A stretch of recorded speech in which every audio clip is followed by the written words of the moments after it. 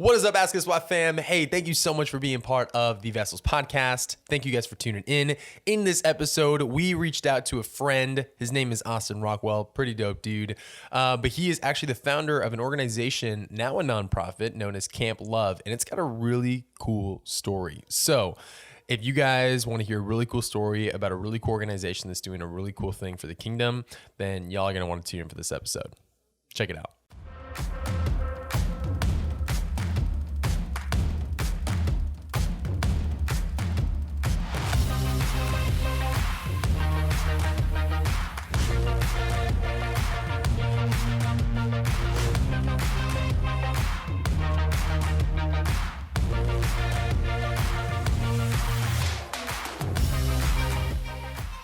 What is up, podcast world? Welcome to the Vessels podcast. Today we got a fun episode for you guys. A little bit different than what we normally do. Usually we are doing just the three amigos, but we have someone else in here. We actually fired Connor because he wasn't following procedure and protocol.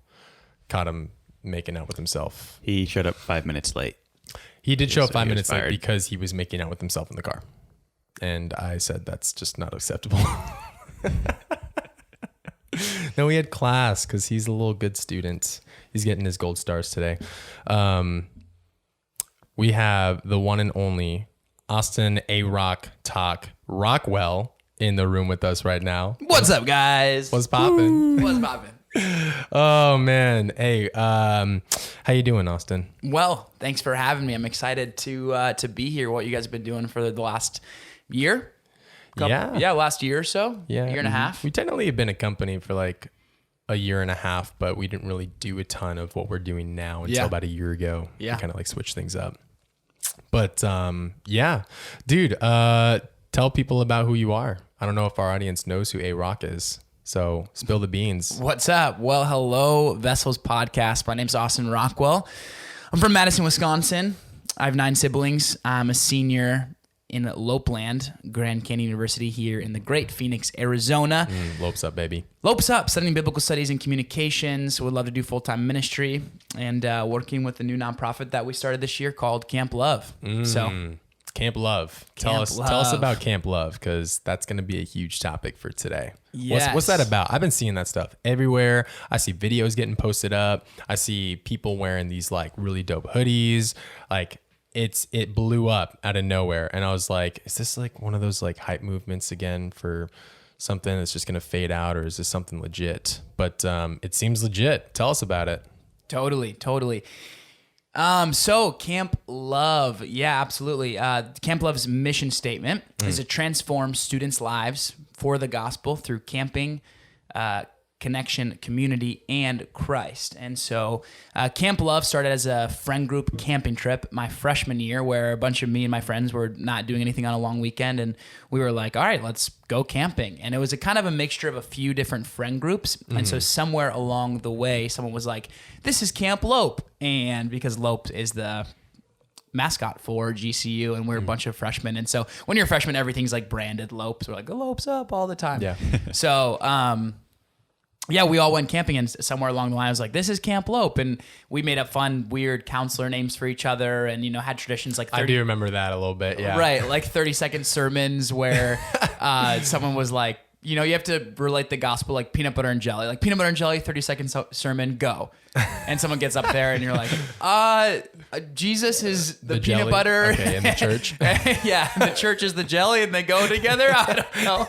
We're his bride, Jesus was peanut butter and Peter was jelly, and they were always together until they were betrayed. Yes, exactly. So were you camp counselor Rick? I was camp counselor Rick. Okay. Yes. So that was the name. And as Christian college kids do, someone brings a guitar and someone brings a Bible, and so a little message happens, a little worship happens. Yeah. And they're like, are we at church in the woods? Like what, But it was super fun, and that was Kamp Lope. And then enter into sophomore year, I was a life leader in the Grove, which is where the freshmen live.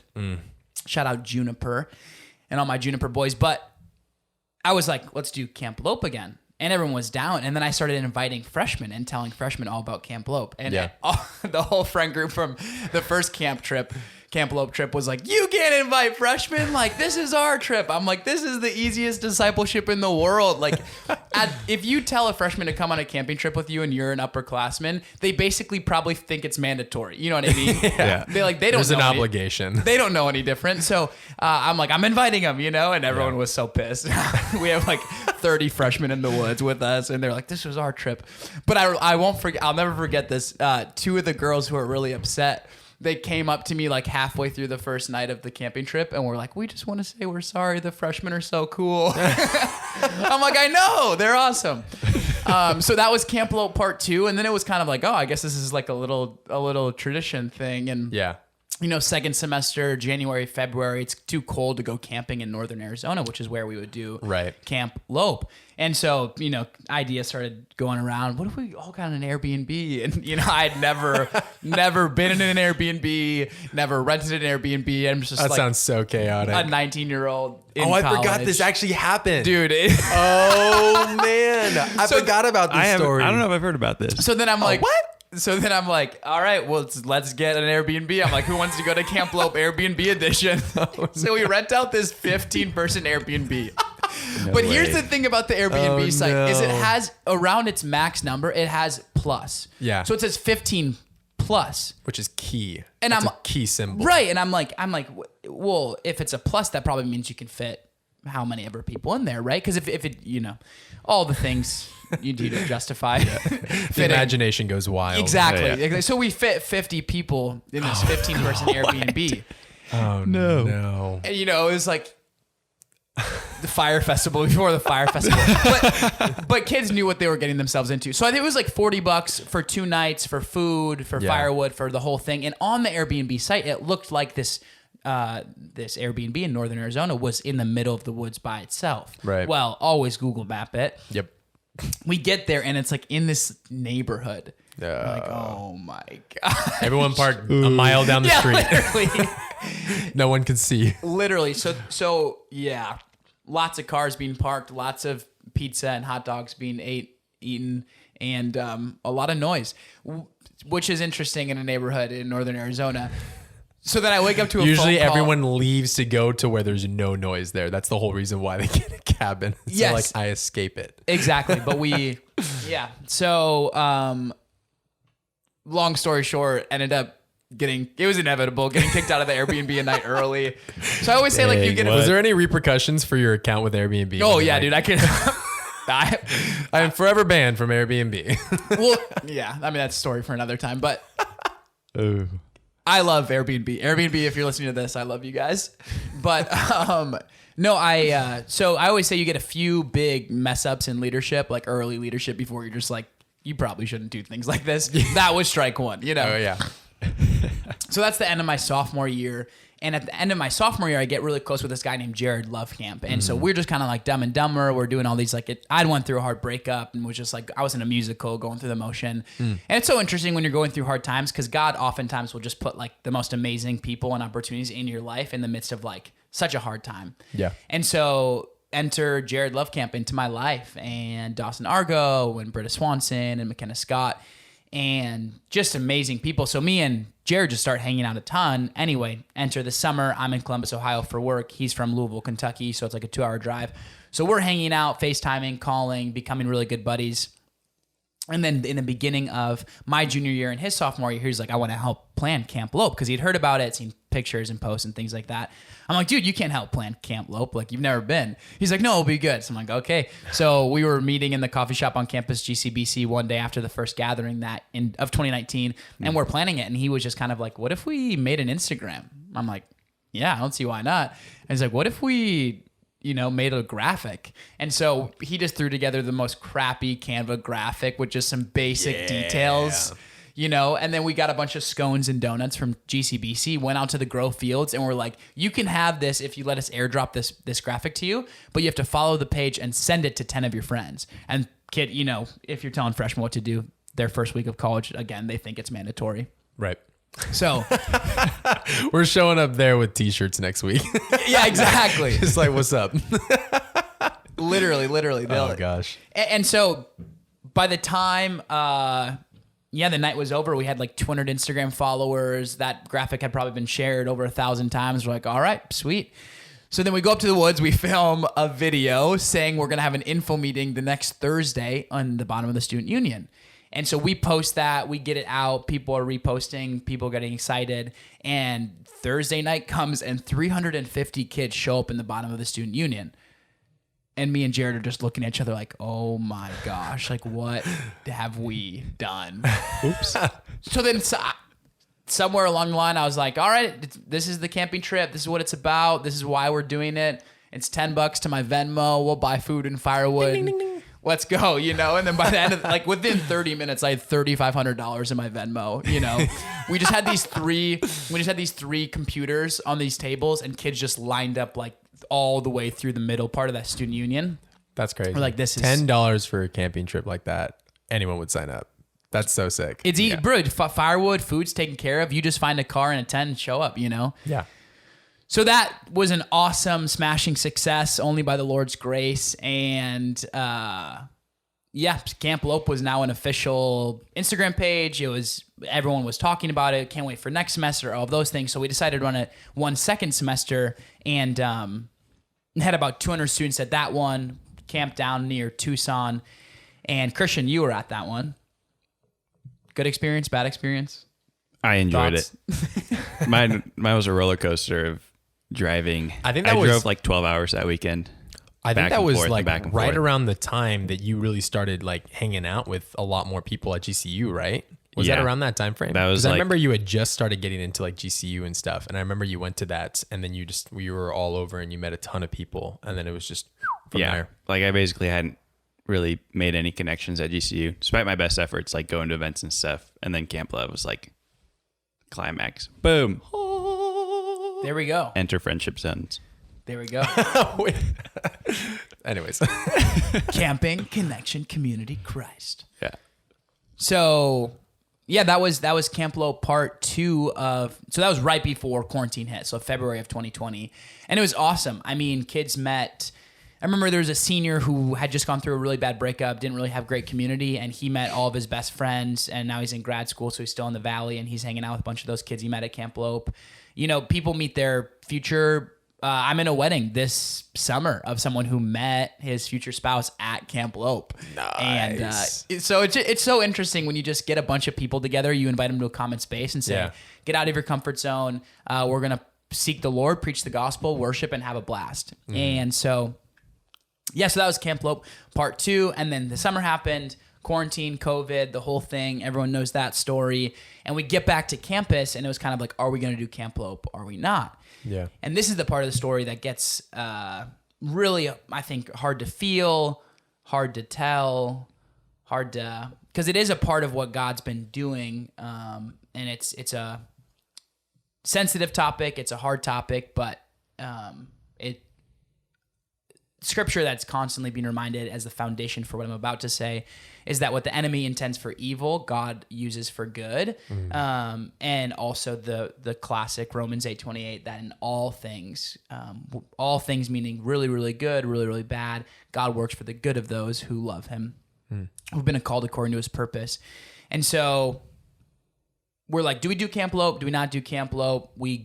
Us as a friend group, so like me and Jared and Vito and Broder and Walker and all these people, we go camping and up near Edge of the World in Flagstaff. And we're on the camping trip. We camp Friday to Saturday. Saturday morning, we're spread out throughout the camp, and we are doing like devos and hanging out and building the fire and putting away tents and all this stuff. And out of nowhere, Jared Love Camp just passes out and kind of starts seizing. So we try to pump his chest and we start doing CPR because he's not really taking full breaths, and we call 911. It's kind of by God's grace that we even had service up there. And because it's really in the middle of nowhere, it's like an hour and a half up this mountain up past Flagstaff. And so call 911, we get a helicopter there, but it takes like 2 hours. So we're just praying and crying and doing whatever we can to just keep Jared's heart alive. And the helicopter gets there. They put an IV in him and try all this stuff, get him in the helicopter, fly him down to the hospital in Flagstaff. We drive down the mountain, freaking out, crying, praying, the whole thing.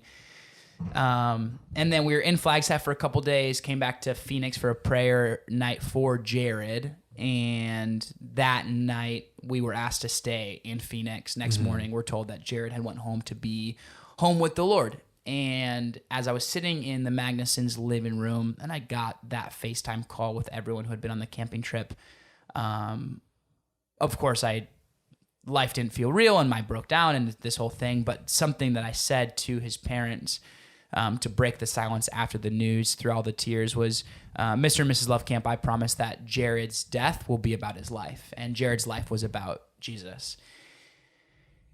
And when we were in the hospital in Flagstaff, Jared had made a logo, our Kamp Love logo that we printed on sweatshirts and t-shirts and stickers. And so I sent it to our buddy, Noah Abraham, who you guys know and love. And I said, can you make this say Kamp Love, camp with a K? And so he sent that back like 20 minutes. It became the whole friend group's screensaver kind of rally cry as we were praying for Jared's life. And so when he passed away, I posted a memorial picture with that new logo on the Instagram saying Kamp Love will now forever be known as Kamp Love to honor Jared. And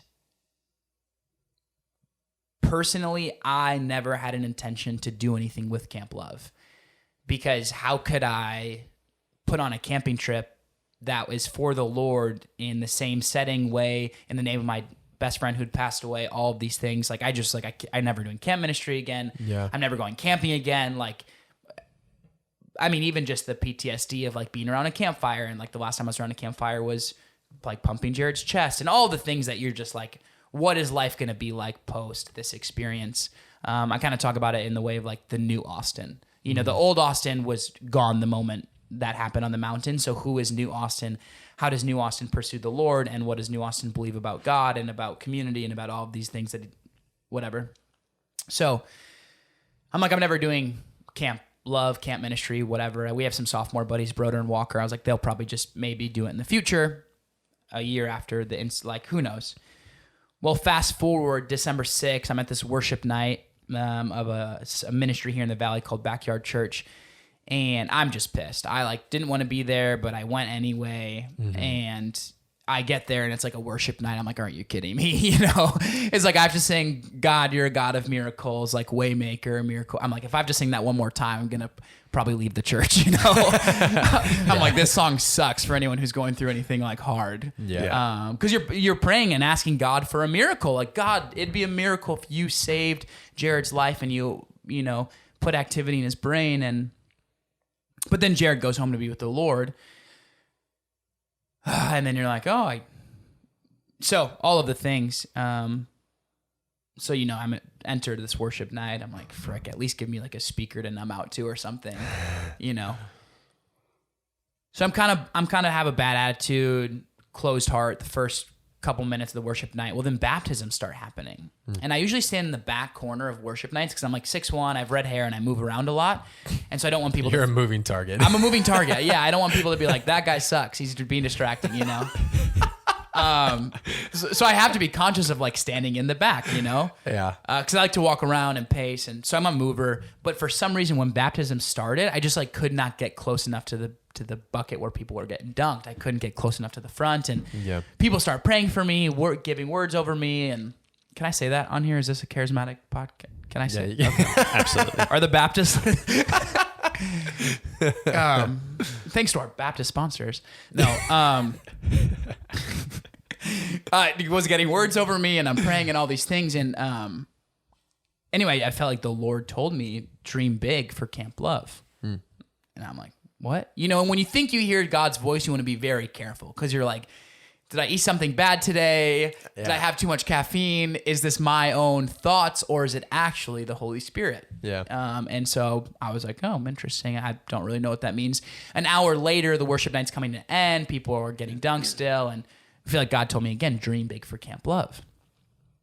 So I'm driving home, tell my roommate Vito, I'm like, Vito, I feel like God said this, and I don't know what this means. I don't know what it would look like. I'm kind of scared. I'm kind of annoyed. Like, Vito, he's an activator. He gets super excited. Yeah. He goes, "Got to dream big for Kamp Love. What are we gonna do? Should we buy a piece of property in northern Arizona? Should we build a cabin?" I'm like, "Vito, dude, we're not building a cabin. Like, chill out." So I'm like, I don't even have the energy to like do my laundry. Yeah. I haven't cooked a meal in months. Like, we're not building a cabin. He's like, "Are you sure we can?" So That's something Vito totally would totally say. Vito, 100%. you know? Yeah.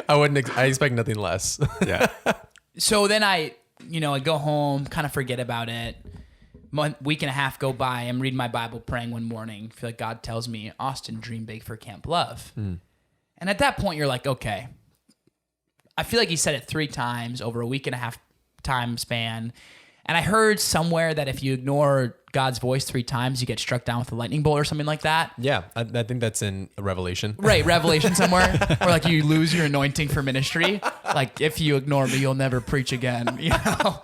Lost your chance. No chance again. So then kind of stubbornly, I'm like, all right, God, you want me to dream big for Kamp Love? Like, what's the biggest thing that I could think of? It's my senior year. It's an honoring my dead best friend. Like, I'm kind of pissed off. Like, what's the biggest thing that I could dream up? Yeah. Well, there's this camp in northern Arizona that Young Life owns called Lost Canyon. And for all of college, I'm just seeing all of my Young Life friends post pictures, videos, stories of their time and experience at Lost Canyon. And when I say camping, like a campground, most people who listen to this might think of like their broken down hometown, skip a rock on the lake, Yeah.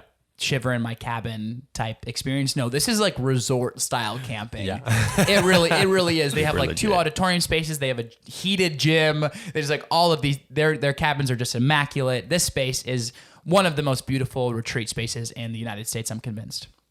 So I'm like, all right, we're renting out Lost Canyon. So I call Ryan Buskirk, head director of GCU Young Life, ring, answers on like the 3rd ring.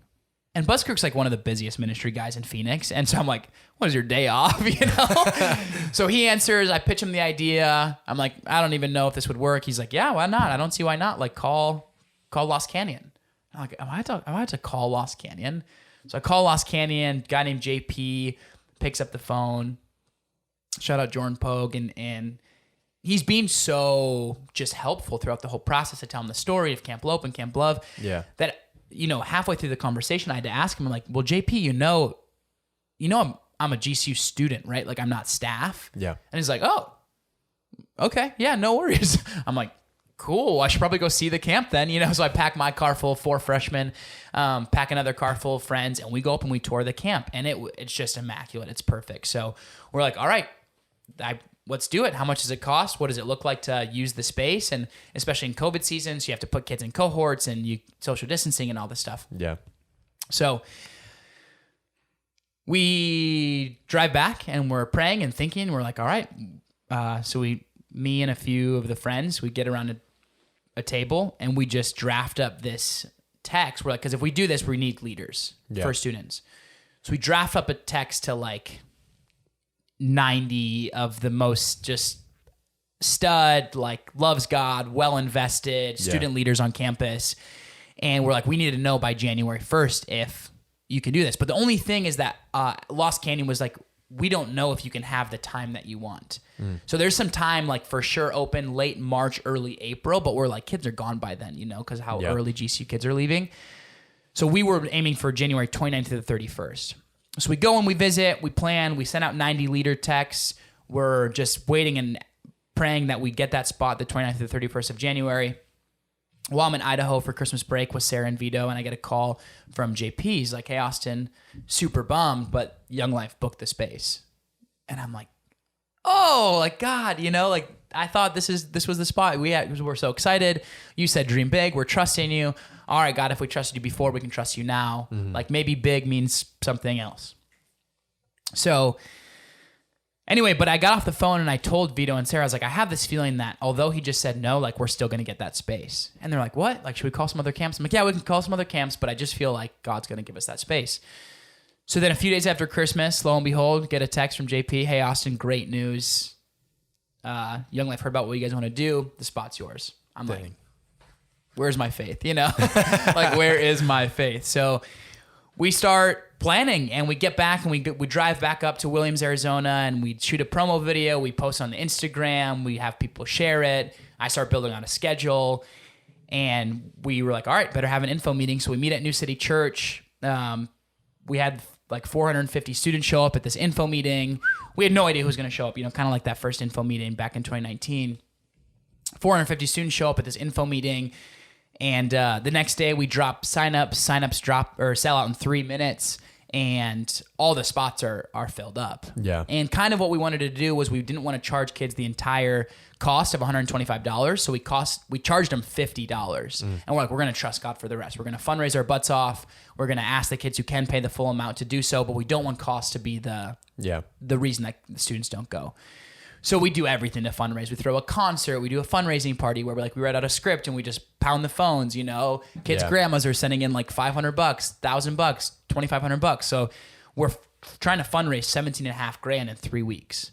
And halfway through this process, I was like, it'd be really cool if all these donations from churches and grandmas and businesses were tax deductible. Mm-hmm. So I'm like, what would it look like to be a nonprofit? Even if we just do it one a year, just to have the status, all of this can be tax deductible. It'll be awesome.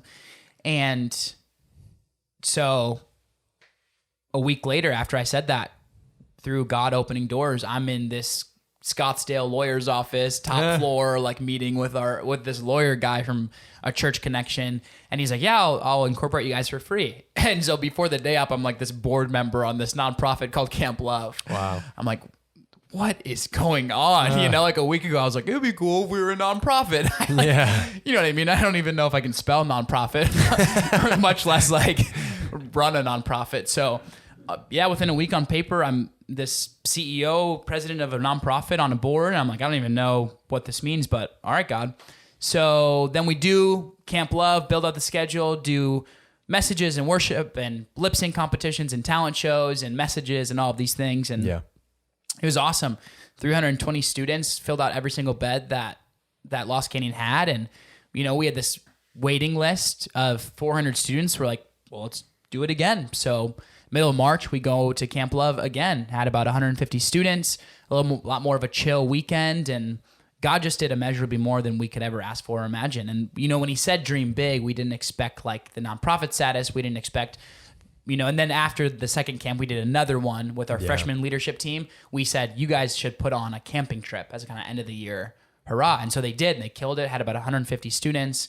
Wow.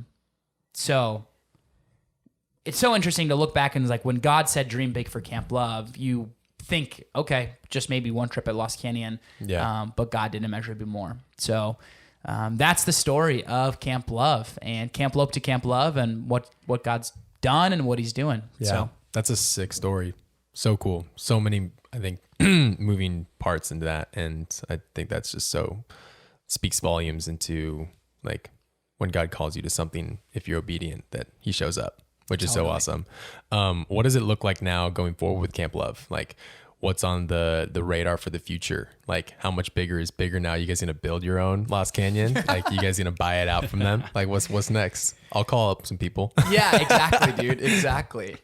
Well, yeah, man, it was super interesting when we were at the first Kamp Love. Some freshman comes up to me and he goes, dude, I'm just so excited to be here. I'm like, well, of course you are. You're a freshman, and this is probably the first experience you've had like this. And, it's just oh, thank you so much. But he said, no, I'm so excited to be here because I feel like it's really special that I'm at the first ever Kamp Love. He's like 10 years down the road, I'm gonna be able to say I'm at the first ever Kamp Love. And if some random freshman who's just coming on the trip is saying that, and I'm already thinking that, I'm like, okay, that feels like God confirming it, Yeah. And he said, I feel like this is the young life of camps. And I was like, well, it's because you're at a Young Life camp. Why do I have this feeling? You turn around and you see the Young Life symbol. You're like, oh. But he's like, I feel like this is the Young Life of camps for college students. And because really other than, Passion Conference and, Young Life camps from the Young Life organization, Crew, InterVarsity, SALT, all these other college ministries don't really run these kind of retreats with the model that we do. So yeah, man, that's how we feel. So we split into two sides. There's Kamp Love local, there's Kamp Love local and there's Kamp Love corporate. So as CEO and president, I'm kind of building out the corporate side of things, and I'm training up the team to start to run local things. So like merch orders, locations for next year, schedules for Kamp Love GCU, because the goal would be to grow. So by this next fall, so fall of 2021, we want to be in 2 states, Arizona and Kentucky. Oh, okay, So because a lot of the support system that we got during Jared's passing away, and that whole process came from Louisville, where he's from. And so we'll connect with a bunch of ministries out there, like at UK, U of L, and run Kamp Love with the Kamp Love model of like outdoor camping. And then the goal is that spring of 2022, we do 2 retreats like we did up at Lost Canyon. So not camping out in the woods, more like retreat style camping. And then fall of 2022, fall of 2022, the goal is to be in 5 states, running at 5 different universities. So like Kamp Love Biola, Kamp Love, CCU, Kamp Love UK, Kamp Love University of Madison, Wisconsin, and Kamp Love GCU. So that's kind of the goal and the hope. And as what that looks like right now, it just looks like a lot of phone calls, a lot of praying, a lot of fundraising. I'm in a few different interview processes for post-grad for some ministry things, but I would really love to go full-time Kamp Love. So we're fundraising, and it's so cool how like God puts a desire in your heart and then he shows up. Had an old boss call me just like crying. She's like, I just love what you guys are doing with Kamp Love, and it's not a lot, but I want to donate every month to Kamp Love. And so it's just cool things that God uses like that to kind of confirm the calling and what he's doing in the ministry. So yeah, it's scary, fun, crazy, but that's kind of the plan for Kamp Love corporate versus Kamp Love local. So awesome. Very cool. Dope. Well, let's wrap up this podcast episode just with beginnings, just the story of how it came to be, which is such an awesome story. So if you're listening to this and you've never heard of Kamp Love before, Austin, how can people find out about it and get involved? So right now we're at @KampLove_ on Instagram. We're at kamplove.org. And that's camp with a K. Camp with a K. Absolutely.